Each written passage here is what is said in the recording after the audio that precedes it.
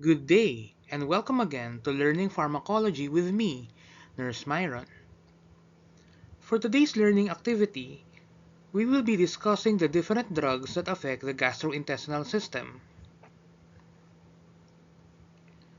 For our full disclosure, I am not affiliated with any of the manufacturers of the drugs or other items mentioned in this lecture. The mention of such brand names are only in passing and for educational purposes only, and are not for commercial promotion. I have no actual or potential conflict of interest in relation to this presentation. So let's begin with a review of the anatomy and physiology of the GI system.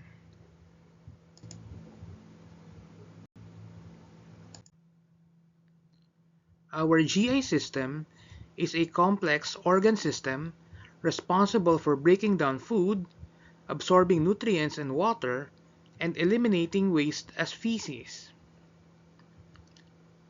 In our mouth, mechanical digestion of food begins with chewing and chemical digestion through saliva that contains certain enzymes. The esophagus transports food by peristalsis to the stomach, where hydrochloric acid and other enzymes are secreted. These initiate protein digestion and churns food into chyme. The digested food is now transported to the small intestine, which is the primary site for digestion and absorption of nutrients and water. Meanwhile, in the large intestine, water and certain electrolytes are absorbed, and feces is formed, stored, until it is eventually expelled through the rectum via the anus. Other accessory organs include the liver, which produces bile for fat emulsification, the gallbladder, which temporarily stores bile, and the pancreas, which secrete digestive enzymes and bicarbonate.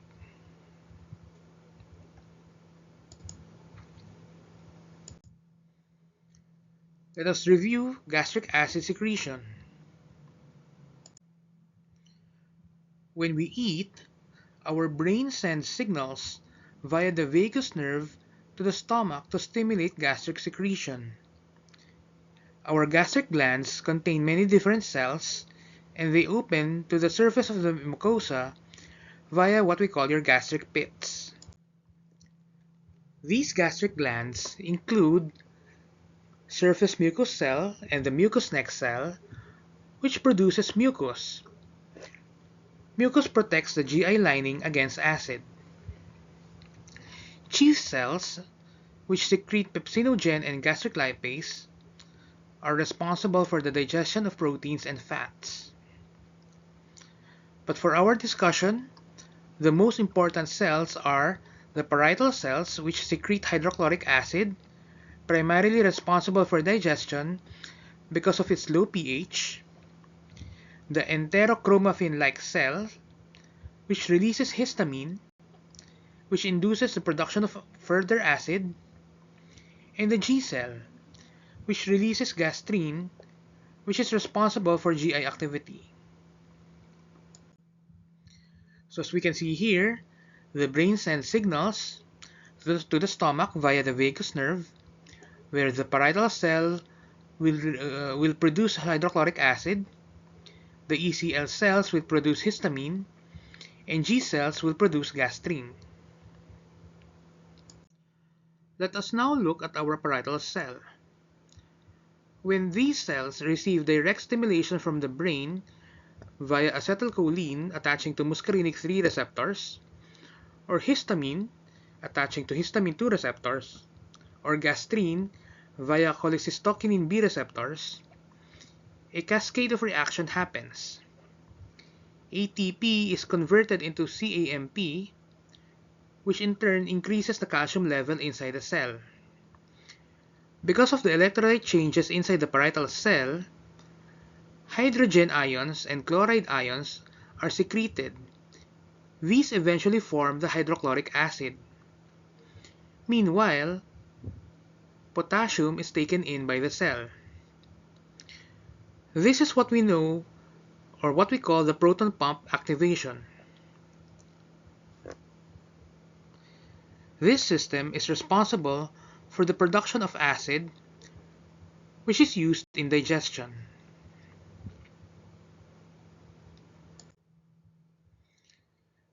So the first drug that we are going to discuss are the antacids. These are drugs that directly act against the hydrochloric acid in the stomach. Antacids do not reduce hydrochloric acid production. Instead, from the name antacid, anti-acid, it neutralizes the acid. Examples of your antacids are your aluminum hydroxide, magnesium hydroxide, calcium carbonate, or sometimes, or actually more often than not, a combination of any of these three. For example, your Maalox, which is actually magnesium aluminum hydroxide, or Kremil S, and your Gaviscon. So when any of these antacids come in contact with your hydrochloric acid, a chemical reaction happens. For example, aluminum hydroxide comes into contact with hydrochloric acid to produce aluminum chloride and water. Magnesium hydroxide plus hydrochloric acid produces magnesium chloride and water. And calcium carbonate plus hydrochloric acid produces calcium chloride, water, and carbon dioxide. The next drug that we will be discussing are the H2 receptor antagonists. From the name itself, H2 antagonists selectively block the H2 receptors. As we have discussed earlier, H2 receptors are found in the gastric parietal cells, and when these are stimulated, stomach acid production is increased. When we administer H2 receptor antagonists, these receptors are blocked temporarily, thereby decreasing the production of hydrochloric acid. Some examples of H2 receptor antagonists include cimetidine, popularly known as Tagamet, Ulcerex or Ulcep, famotidine under the brand name Pepsin, ranitidine under the brand name Zantac or Ranipen, and nizatidine under the brand names Tazac or Axid. These drugs sometimes come in oral forms or in IV forms. Likewise, sometimes these drugs are combined with other antacids, such as for example your Kremil S Advance, which is a combination of famotidine, calcium carbonate, and magnesium hydroxide.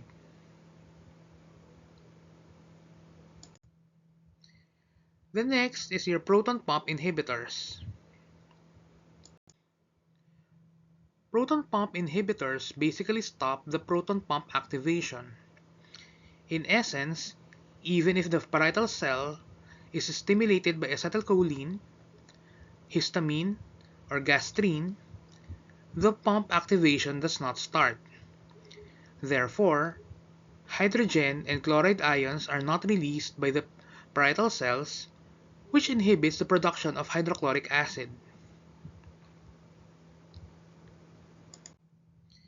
Examples of your proton pump inhibitors are dexlansoprazole under the brand names Dexilat or Dexlansol, esomeprazole like your Nexium, Peprazone or Prosome, lansoprazole under the brand name Prevacid,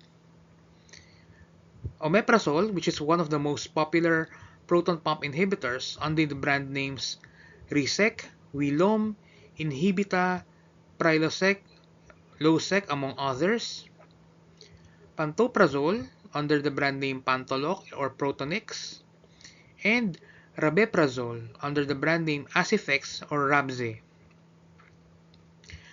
Proton pump inhibitors are quite easy to remember because of the suffix prazole.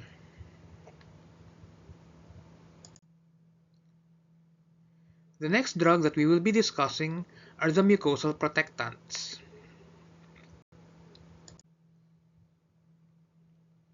These protectants also inhibit the production of hydrochloric acid by stopping the proton pump activation when ATP is no longer converted into CAMP. Mucosal protectants like sucralfate break down into sucral sulfate and aluminum salt. Sucral sulfate eventually binds to proteins in the lining of the stomach, which promotes the healing of ulcers.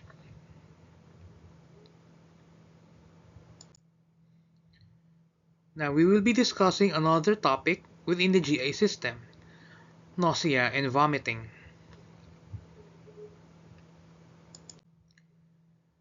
Let us review very briefly the pathophysiology of nausea and vomiting. There are many different pathways in which nausea or vomiting is stimulated. First, we have the chemoreceptor trigger zone, which can be triggered by chemicals such as chemotherapy drugs or certain irritants like toxins. These chemicals stimulate the D2 receptor, the 5-HT3 receptor, and the NK1 receptor. Next is the central vestibular nuclei. Changes in balance or motion will trigger the production of acetylcholine and histamine, which can bind to muscarinic receptors or H1 receptors in our ears. The third is ingested irritants such as toxins. These bind to vagal afferent fibers, 5-HT3 receptors, and NK1 receptors. The fourth pathway is in the higher centers, which is actually a very complicated system of how nausea and vomiting are stimulated.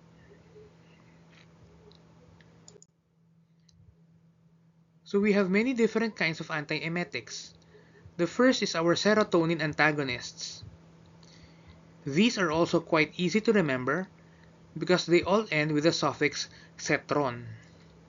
For example, your ondansetron under the brand name Oncia, tropisetron under the brand name Hensetron, granisetron under the brand name Kytril, ramosetron under the brand name Nozia, and palonosetron, which is known under the brand name Aloxi or Lonoxi.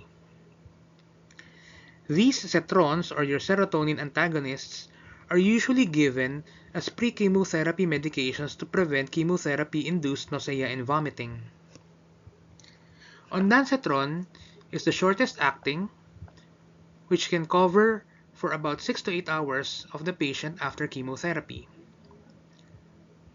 Tropisetron, meanwhile, lasts for about 8 to 12 hours.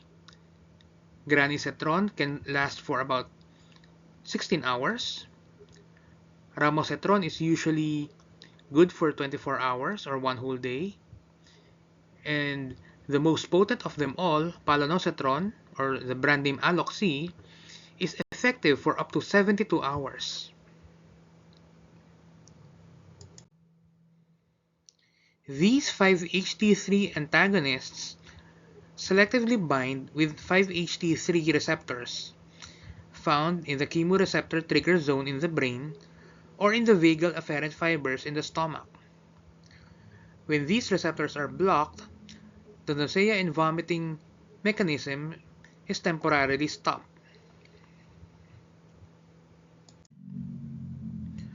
Another kind of antiemetics are your dopamine receptor antagonists. The primary drug under this category is metoclopramide, under the brand name Plasil or Reglan. Other drugs under this category include chlorpromazine and prochlorpromazine. These two are used more for migraines, schizophrenia, psychosis, and anxiety, although these still have some antiemetic effect. These dopamine receptor antagonists bind with D2 receptors in our chemoreceptor trigger zone in the brain, effectively inhibiting nausea and vomiting. The next kind of antiemetics that we will be discussing are the neurokinin or neurokinin 1 receptor antagonists, or the NK1 receptor antagonists. These include aprepitant under the brand name Emend, which is a tablet form, nitupitant, sometimes combined with palonosetron in oral form under the brand name Akinzeo, fosaprepitant under the brand name Ivemend, which is available both in tablet and IV form, and the newest antiemetic under this category, casopitant under the brand name Zunrisa and Rezonic. Emend is a popular brand of antiemetic given also against chemotherapy-induced vomiting and nausea. Emend comes in 3 tablets. One is 125 mg tablet given on day 1, and two 80 mg tablets given on day 2 and day 3 after chemotherapy.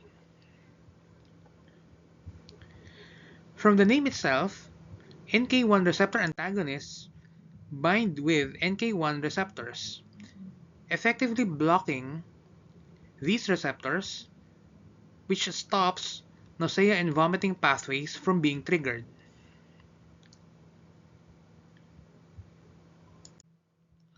Other miscellaneous antiemetics that we will be discussing include scopolamine, which is actually the US name for what we locally know as hyoscine and butyl bromide, or HNBB here in the Philippines. The popular brand name of HNBB is Buscopan. Other antihistamines can also block H1 receptors in the stomach.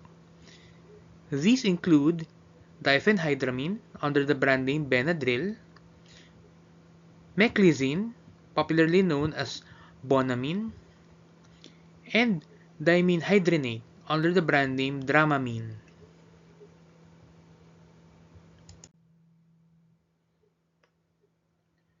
So these anticholinergics and antihistamines block H1 receptors, again, stopping the nausea and vomiting mechanism.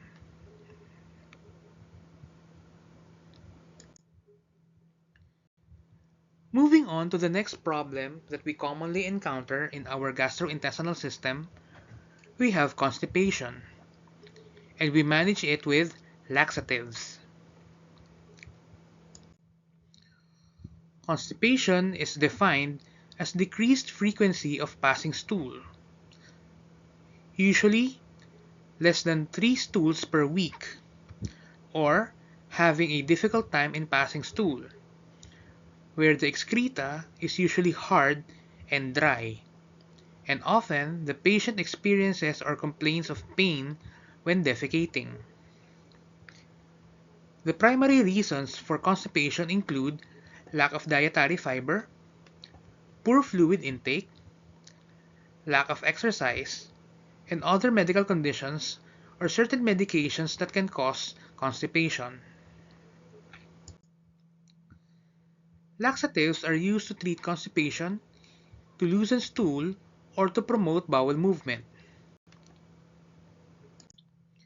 The first kind is what we call your bulk laxative. These include insoluble and non-absorbable fiber, which promotes water absorption by the feces while still inside the colon. When feces absorbs water, the size of the feces is increased, and because of this increase in size, there is more stimulation in the GI system, which promotes defecation. Bulk laxatives include psyllium under the brand name Psyllium Fiber, methylcellulose, brand name is Methocel, and your calcium polycarbopril. The other kind of laxatives that we will be discussing are your osmotic laxatives.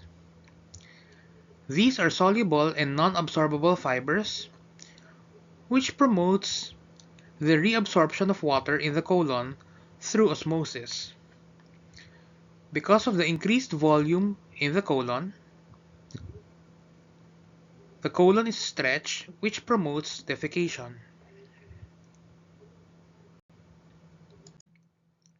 Examples of osmotic laxatives include magnesium citrate, magnesium hydroxide, polyethylene glycol, and the popular lactulose, under the brand names Dufalac and Lilac.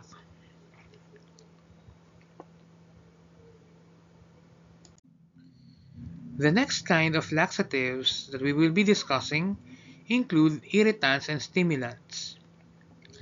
Unlike osmotic laxatives, these drugs prevent water from escaping the colon. Because of this, nerve fibers in the colon are irritated, which stimulates defecation. Irritant and stimulant laxatives include castor oil under the brand name Laxatrol. Castor oil is often given as a preparatory medication for certain GI diagnostics, like CT scan of the whole abdomen. Before undergoing these scans, the patient must be free from any fecal material in the colon. Bisacodyl, under the popular brand name Dulcolax, is also a popular irritant and stimulant laxative. Bisacodyl is available in tablet oral form or in suppository. And lastly, senna is a natural material from the leaves of the senna plant, which is sold under the brand name Senocot, Bigerlai, or Cancunis. Senna is available in tablet form of the compressed leaves of the senna plant or in tea bags, which can be taken as a tea.